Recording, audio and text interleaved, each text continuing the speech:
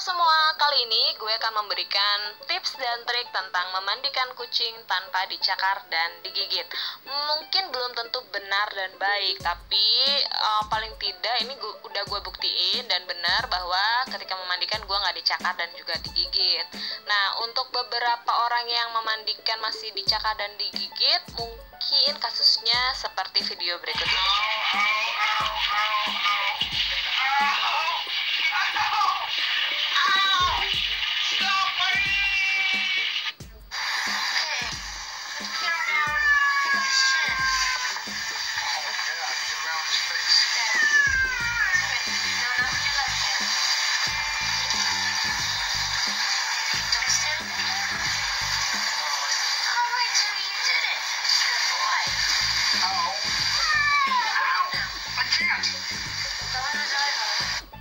Tuh kan, cara mandiinnya masih bikin bete.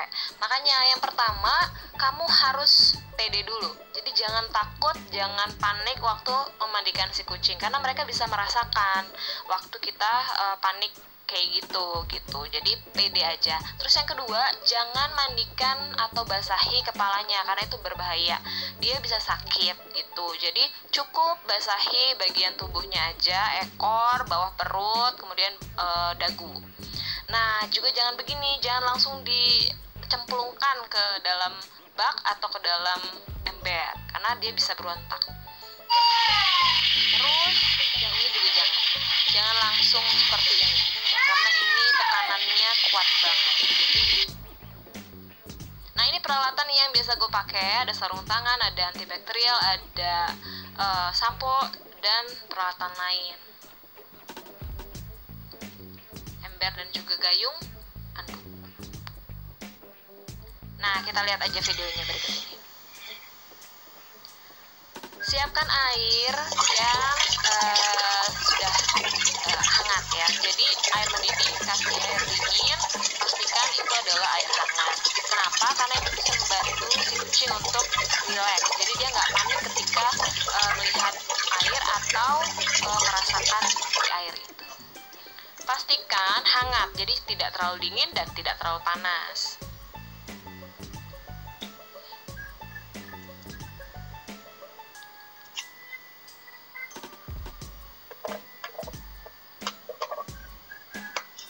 Taruh juga antibakterial ke dalamnya dan ratakan di air.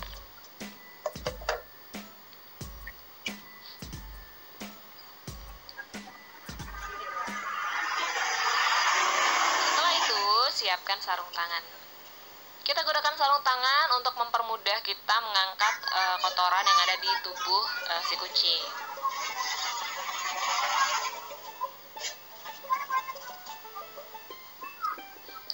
Dengan sarung tangan ini kita juga bisa menggosok bagian tubuh kucing dan kemudian memijit-mijitnya. Siapkan gayung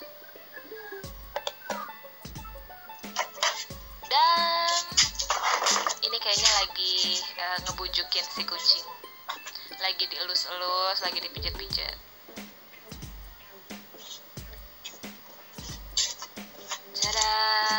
Nah, ini si kucing belang putih orange, kita sebut saja Meg.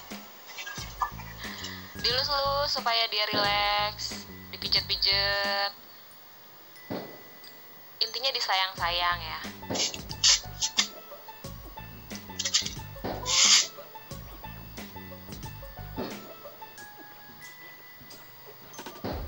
Lalu basahi tangan kamu dengan air hangat itu, lalu elus-eluskan ke si kucing. Jadi kenapa? Supaya dia bisa beradaptasi dengan air hangat itu tadi. Jadi nggak langsung disiramkan gitu.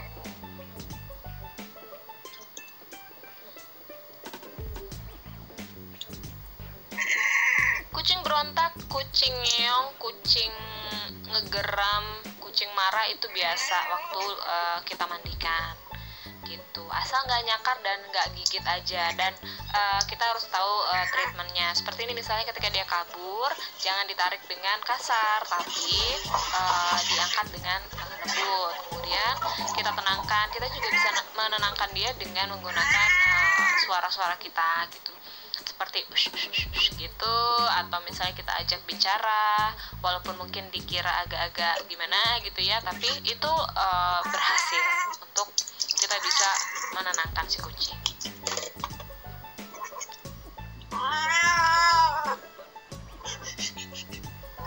Pastikan airnya merata sebelum kita kita kasih sampo-nya gitu.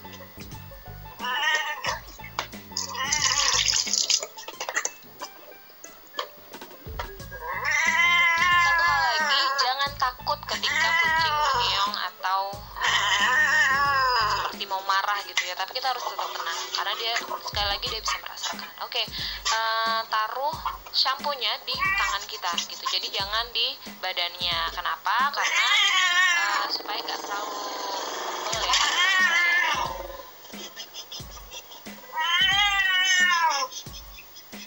Kamu bisa gunakan shampoo yang ada di pet shop, atau kalau misalnya memang nggak ada, bisa gunakan shampoo untuk bayi. Ada beberapa orang juga yang bilang kalau sabun cuci piring itu bisa membantu untuk menghilangkan kutu ataupun jamur. Gue juga pernah menerapkan ini. Cuma di beberapa kucing yang pernah gue dengar atau pernah gue baca, ada beberapa yang memang kurang cocok. Jadi kulitnya itu merah, terutama di bagian perut itu merah. Jadi itu adalah keputusan dari si pemilik ya, mau menggunakan apa. Cuma harus tetap banyak baca juga sih.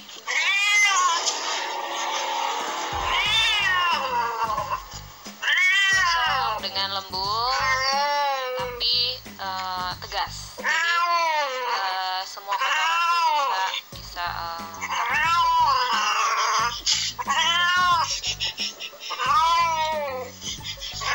jangan lupakan bagian ekor dan bagian belakang. Bagian kaki itu juga penting.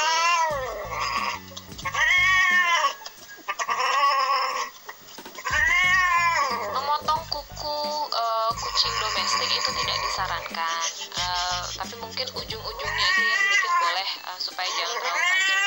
Cuma kasihan sih kalau keluar harus ketemu sama kucing lain yang mungkin lebih dominan dan juga bisa lari gitu. Kucing itu bisa dibersihkan ya dengan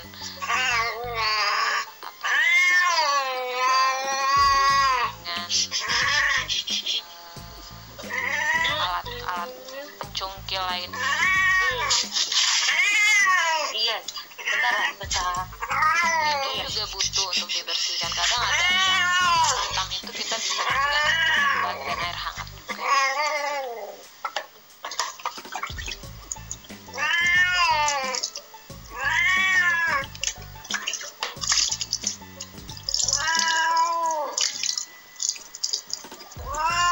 Oke, ini fungsinya untuk mengulangi ya, untuk si busa ini bisa ada di seluruh badannya si kucing dan membersihkan, tapi tidak terlalu kental karena sudah di air lagi.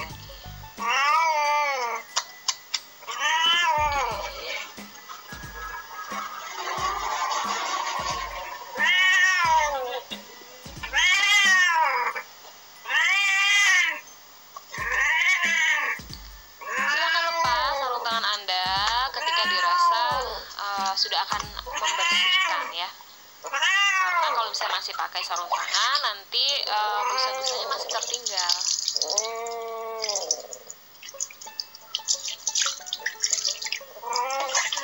Ini sudah tahap pembersihan dari busa shampoo tadi. Kalau memang dirasa masih kurang, bisa dilakukan ulang. Jadi dari pembersihan ini tadi bisa aplikasikan lagi shampoo-nya berulang kali supaya dipastikan benar-benar bersih.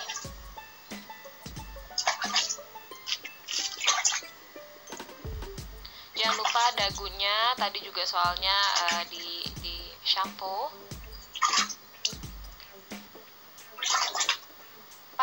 pastikan busa-busa sisa-sisa dari shampoo tadi benar-benar bersih, karena kasihan kalau misalnya udah gelap dan masih ada sisa, itu bisa jadi masalah di kulit.